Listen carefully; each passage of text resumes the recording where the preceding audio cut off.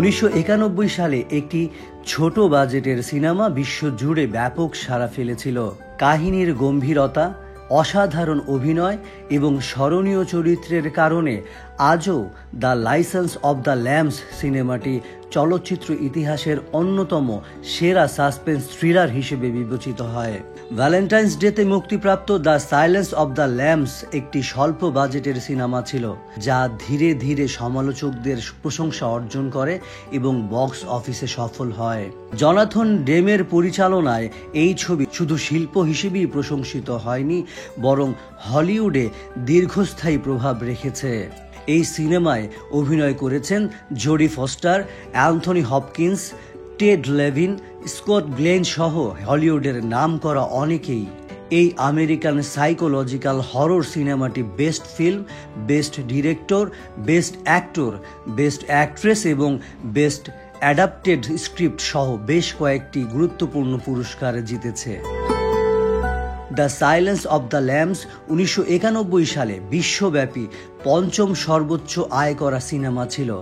এছাড়া এর IMDb rating 8.6। সিনেমার বাজেট ছিল প্রায় $19 মিলিয়ন। তবে এটি বক্স অফিসে অসাধারণ সাফল্য অর্জন করে আয় করে $275 মিলিয়ন বেশি। সিনেমাটি প্রথম দিনেই আমেরিকায় 1.4 মিলিয়ন টিকিট বিক্রি করে। কমস্কোরের তথ্য অনুযায়ী সপ্তাহের শেষে এর আয় দাঁড়ায় $11.6 মিলিয়ন। সিনেমাটি 1500 এর কম থিয়েটারে চালানো হয়েছিল, যা আধুনিক কালের বড় মুক্তির তুলনায় কম। বর্তমানে অনেক সিনেমা প্রায় 5400 সিনেমা হলে দেখানো হয়।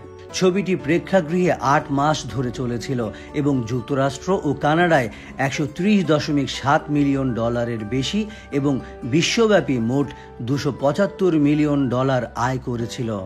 অ্যান্থনি হপকিন্স মাত্র 16 মিনিটের জন্য খল চরিত্র হ্যানিবাল লেক্টার চরিত্রে অভিনয় করেন, কিন্তু তার অভিনয় এতটাই মনোমুগ্ধকর ছিল যে তিনি শ্রেষ্ঠ অভিনেতা হিসেবে অস্কার জেতেন। বিভিন্ন তথ্য অনুযায়ী প্রথমে সিনেমাটি পরিচালনার জন্য অভিনেতা জিন হ্যাকম্যানকে বিবেচনা করা হয়েছিল। তিনি প্রযোজকদের সঙ্গে অংশীদারিত্বে সিনেমার স্বত্ব অর্জন করেছিলেন এবং জ্যাক ক্রফোর্ড সিনেমায় অভিনয় করার পরিকল্পনাও করেছিলেন। তবে তিনি প্রজেক্টটি থেকে সরে যান এবং পরবর্তীতে সিনেমাটি পরিচালনা করেন জনাথন ডেম। এই ছবিতে আকর্ষণীয় ক্যামেরার কাজ রয়েছে, যা ক্লোজ আপের ধারণা নতুন করে উপস্থাপন করেছে এবং চরিত্রগুলোর মনস্তাত্ত্বিক অবস্থা বিশ্লেষণ করেছে।